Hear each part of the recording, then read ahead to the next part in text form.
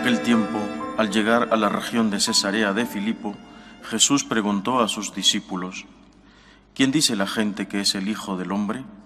Ellos contestaron: unos que Juan Bautista, otros que Elías, otros que Jeremías o uno de los profetas. Él les preguntó: ¿y vosotros, quién decís que soy yo? Simón Pedro tomó la palabra y dijo: Tú eres el Mesías, el Hijo de Dios vivo.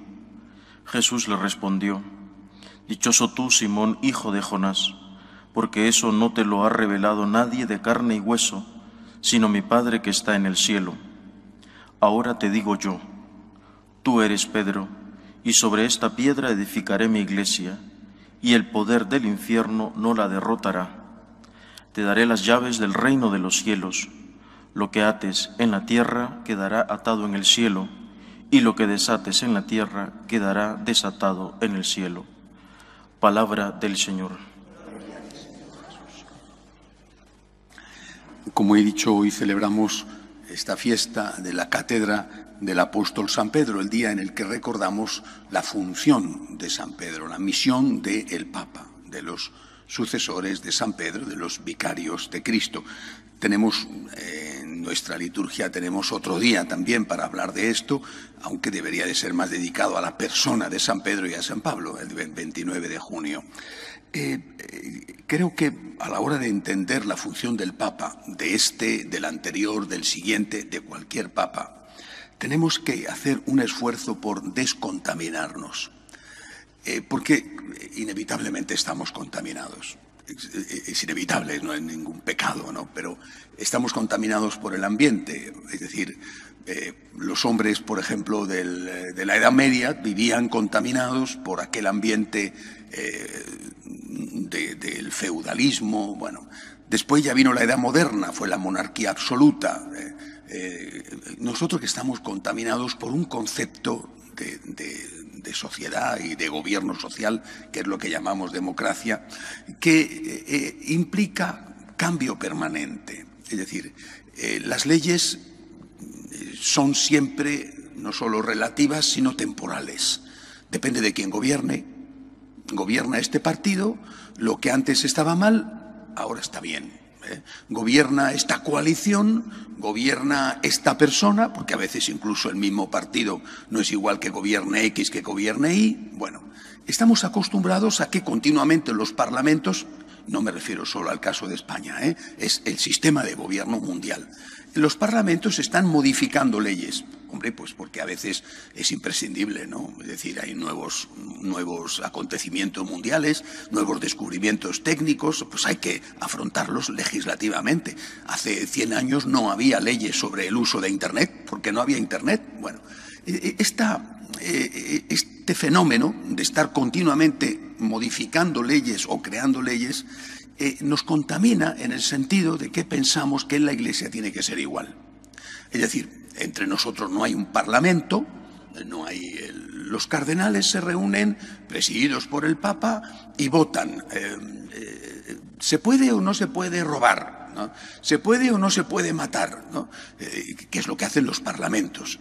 Esto estaba mal, pero ahora está bien. El ejemplo más fácil de entender es el tema del aborto, no es el único. Es decir, tenemos esta contaminación de creer que también las verdades de fe o las normas morales tienen que estar sujetas a cambios, en función de lo que sea, de las circunstancias, hay que adaptarse a los tiempos, en función de las personas que gobiernan, en fin, de lo que sea. Esto evidentemente no es así, no puede ser así y no debe de ser así. Y lo que no puede ser y además es imposible. Es decir, la Iglesia Católica no está mirando al mundo. La Iglesia Católica tiene que estar mirando principalmente y en primer lugar a Dios, a Dios. Es decir, nosotros no contemplamos al mundo para dar gusto al mundo, para obtener el aplauso del mundo, que es lo que hacen los políticos, sino que nosotros tenemos que contentar a Dios, miramos a Dios e intentamos dar gusto a Dios. Dicho esto, que es lo primero, lo que no hay que olvidar nunca, hay que también, lógicamente, adaptarse a los tiempos, pero no con una adaptación que suponga una traición. Habéis oído que se os dijo, pero yo os digo. Eso solo lo dijo nuestro Señor, que podía decirlo porque Él era Dios. Es decir, la función del Papa, del anterior, del anterior al anterior, del anterior al anterior al anterior, desde el origen hasta que llegue el fin de los tiempos, que existirá la Iglesia hasta entonces, la función del Papa es mantener íntegro el depósito de la fe. Esta es la función del Papa, de cualquier Papa. El Papa no es un gobernante absoluto que dice, a mí me parece lo que sea, a mí me parece que esto tiene que cambiar. No, pero oiga, usted no es el dueño del mensaje, usted no es el patrono, usted no es el emperador, usted no es el monarca absoluto que decide. No, usted es el fiel transmisor del mensaje. Usted tiene la primera, grandísima, extraordinaria, importantísima responsabilidad de que lo que usted ha recibido se transmita, de ser el custodio, el guardián, el defensor de ese depósito de la fe que arranca de la palabra de Dios y que ha sido transmitido fielmente, a veces pagando el precio de la sangre, durante 2000 años, para que nosotros hoy podamos decir que tenemos la misma fe que transmitieron los apóstoles, la misma fe que tuvieron los primeros cristianos. Repito, naturalmente, todo eso tiene que adaptarse, porque tendremos que adaptar las formas de presentarlo y tenemos que adaptar también la manera de que nuestros contemporáneos entiendan el mensaje. Pero adaptación no puede ser nunca traición. Adaptación, por muy creativa que sea la adaptación, no puede suponer darle la vuelta al calcetín para que sea otra cosa. No es una tarea fácil, no ha sido nunca una tarea fácil.